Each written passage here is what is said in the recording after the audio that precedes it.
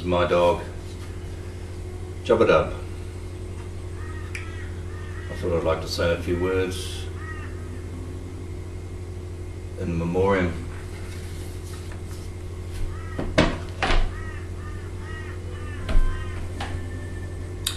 He died at the vets last Thursday. Very rarely have I taken him to the vet. He was never sick. He was always fit.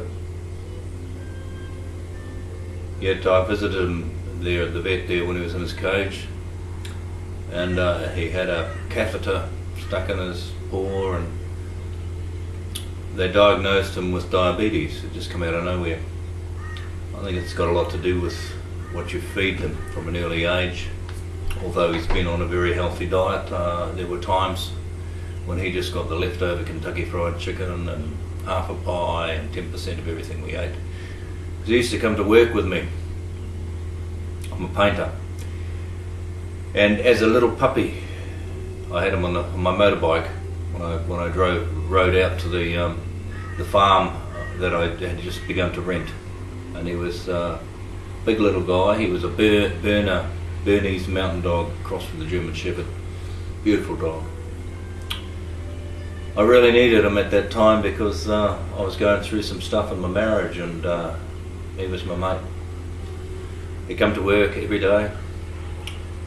Always looked forward to the excitement of going down the road. He'd stick his nose out the window, and as he got bigger, he used to put his feet up on the armrest of the car with his head and neck right up above the roof, and people used to stare as he went down the road.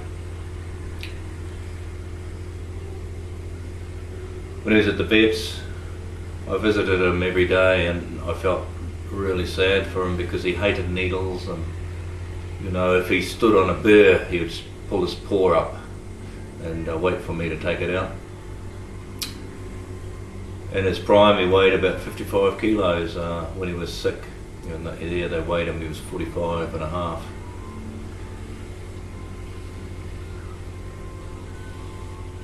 He hated the vets.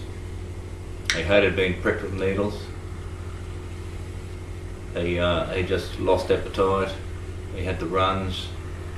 He was weeing all the time and drinking a lot of water. And they discovered it was diabetes. So they tried to bring his reading down from 30 to 4 where it was meant to be. And didn't succeed. The day before he died, I got in there, managed to get in there after work, and had him for a little while and gave him a big cuddle, and he was just lying there like he used to with his foot up there waiting for me to scratch his chest and his tongue out. And I looked in his eyes several times there over the last week, seeing the life and the distraught look he had in his face. It's very interesting. When they rang, I burst into tears. 8 years, he was my friend. I brought him over from New Zealand to Australia. It cost me $1,200 airfare. He had a little box, a big box actually, that he came over with. What do you say? God created the animals before he created man. He gave man the job to give them names, to name them. I think back in the garden there was a close language that happened between Adam and Eve and the animals. They ate of the same fruit of the trees. God gave variety. Even when Noah and the flood occurred, he organised Noah, gave him the job to get the animals, 2 of each species, into the ark to save them. It says that God knows when one sparrow falls to the ground and dies. He doesn't miss anything. God loves his creation. He created the animals for friendship and fellowship with man, his children. And he enjoyed the variety, and still does today. I believe there are animals in heaven. From the books I've read of different people that have gone up there and been called up there, they've seen them, written books about what they've seen up there. There are horses in heaven.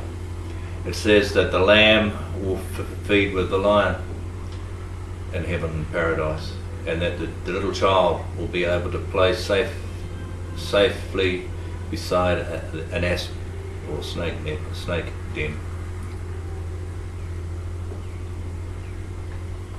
I believe he's gone to heaven. Now, a lot of people will laugh at me at that, but I believe God gives us the fellowship of different animals at different times, and there must be a lot of people out there that know that God has given them specifically an animal's love. They're dedicated. You can beat them up and they'll just lick you and say thank you. Oh, you're finished now. Animals are amazing. I'm an animal lover, obviously. I don't even like killing a spider when I'm painting. I try and work around a hornet's nest. I'll work around it rather than kill them. Because I appreciate that God is in every living creature and thing upon this earth, including the forests, the plants, the flowers, the bees, the insects, and the animals and the birds and the fish of the sea even. I can see God reflected in His creation.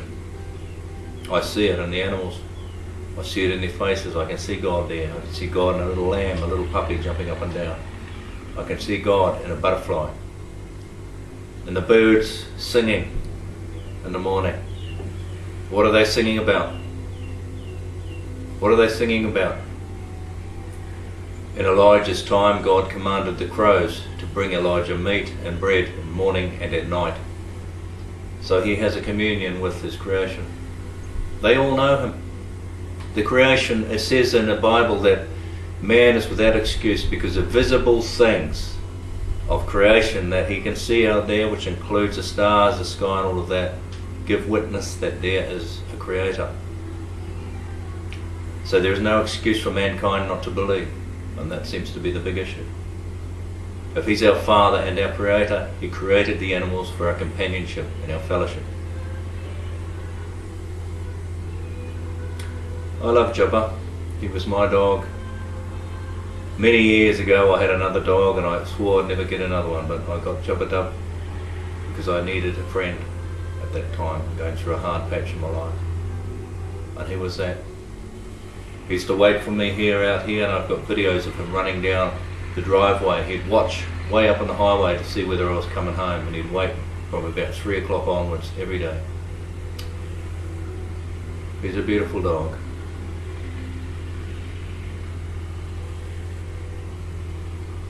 God is reflected in His creation. The man is without excuse.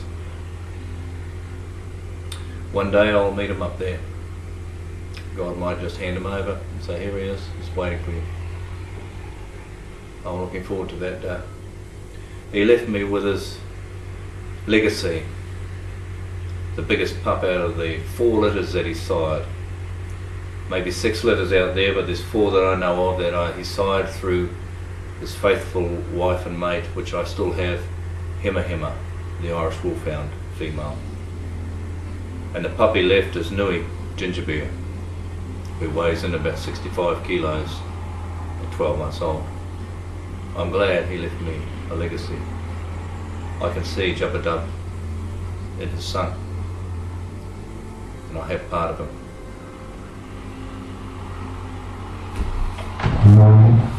God bless. Bye-bye.